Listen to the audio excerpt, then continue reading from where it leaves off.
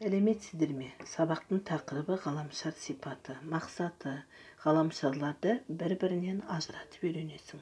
Қазақ тіліндегі қосымшаларды қайталайсың. Алдымен жаңа сөздерді үйренейік.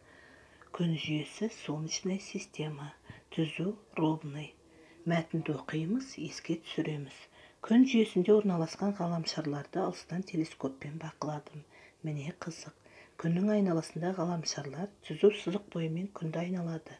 Олар сымдағы дөңгелек моншаққа да ұқсайды. Меркурий мен шолпанды жерден бақылау өте қиын.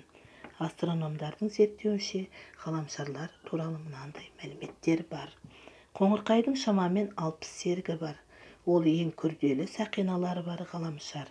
Жердің табиғи серігі Ай. Ең қызығы шолпан басқа ғаламшарға қарсы айналады. Шолпан күн мен айдан кейінгі ең жарық ғаламшар. Сөйлемдерді толықтыр. Ғаламшарлар түзу сызық бойымен нені айналады? Ғаламшарлар түзу сызық бойымен күнді айналады. Олар сымға таққан дөңгелек неге ұқсайды? Олар сымға таққан дөңгелек моншаққа ұқсайды. Ненің шамамен 60 серігі бар? Қоңырқайдың шамамен 60 серігі бар. Ненің табиғи серігі Ай?